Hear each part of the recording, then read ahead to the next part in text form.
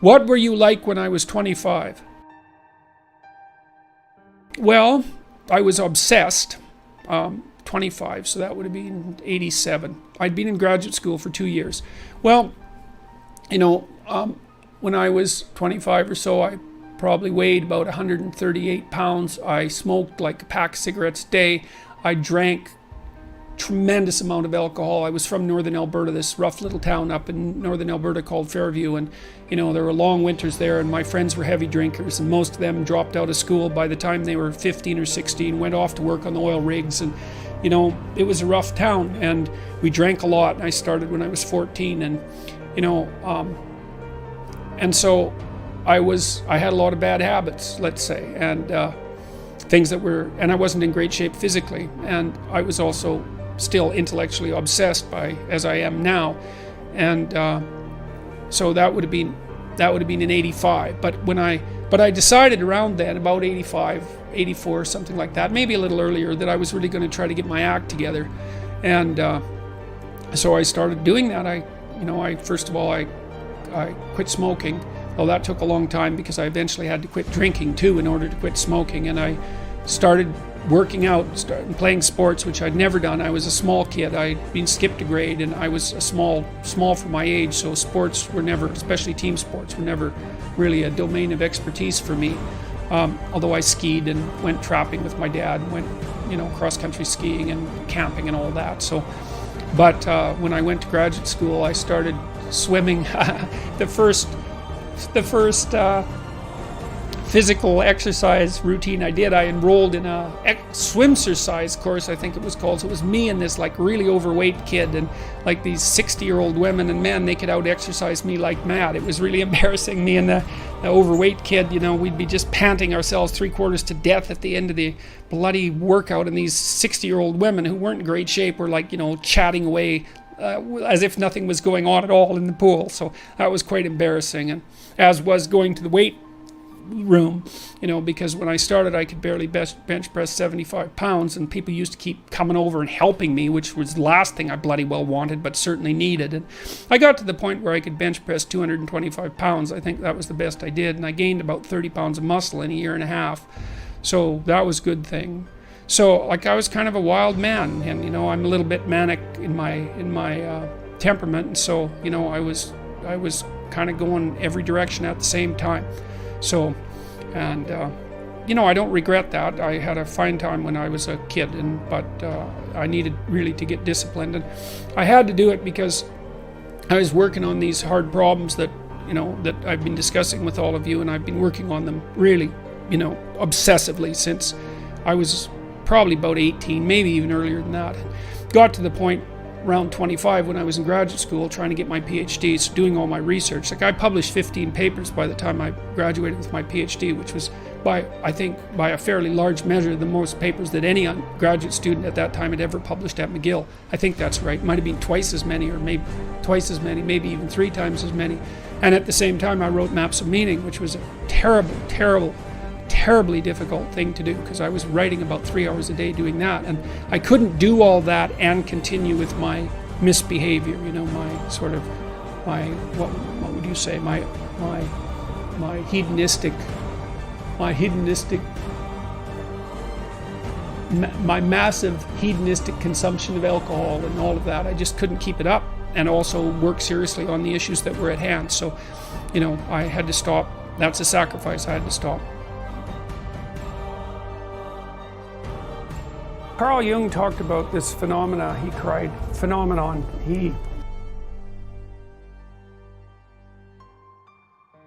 described as retrogressive restoration of the persona.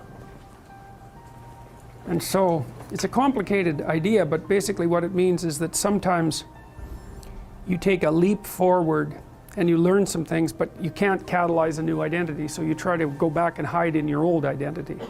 And that actually doesn't work, because, well, things have changed and you've learned something, and that isn't who you are anymore.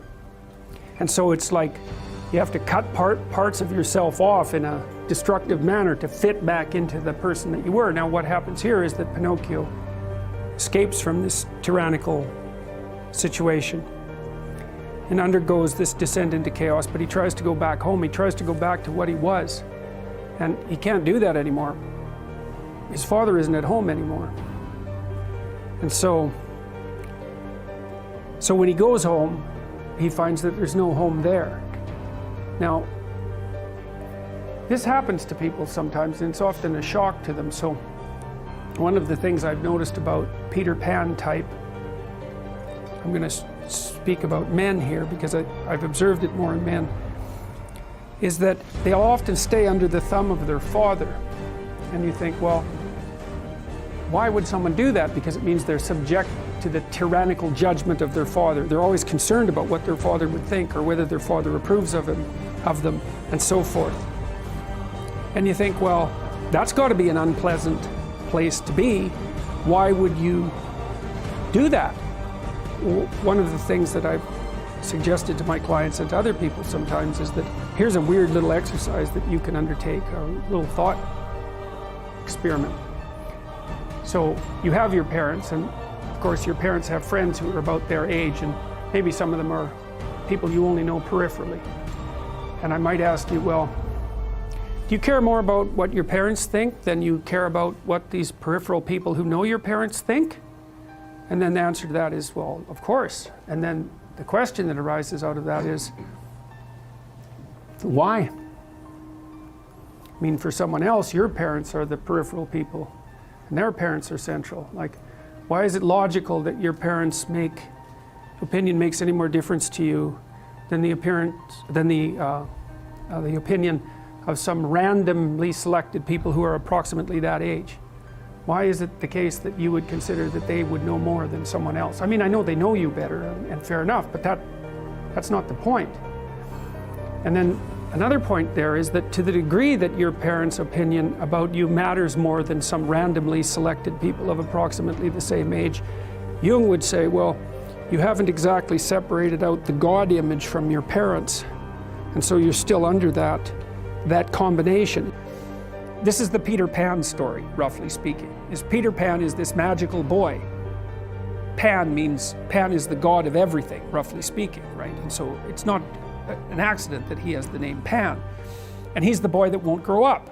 And he's magical. Well, that's because children are magical. They can be anything. They're nothing but potential. And Peter Pan doesn't want to give that up. Why? Well, he's got some adults around him, but the main adult is Captain Hook. Well, who the hell wants to grow up to be Captain Hook? First of all, you've got a hook. Second, you're a tyrant. And third, you're chased by the dragon of chaos with a clock in its stomach, right? The crocodile. It's already got a piece of you. Well, that's what happens when you get older. Time has already got a piece of you. And eventually, it's got a taste for you. And eventually, it's going to eat you.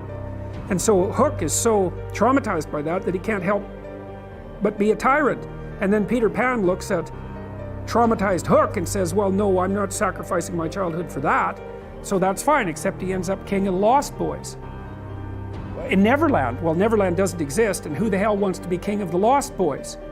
And he also sacrifices the possibility that he'll have a real relationship with a woman, because that's Wendy, right? And she's kind of conservative, middle-class, London-dwelling girl. She wants to grow up and have kids and have a life. She accepts her mortality, she accepts her maturity. Peter Pan has to content himself with Tinkerbell. She doesn't even exist. She's like the fairy of porn. She doesn't exist. She's the substitute for the real thing. And so, but the dichotomy that you're talking about is very tricky, because there's a sacrificial element in maturation, right? You have to sacrifice the pluripotentiality of childhood for the actuality of a frame. And the question is, well, why would you do that? Well, one reason is it happens to you whether you do it or not.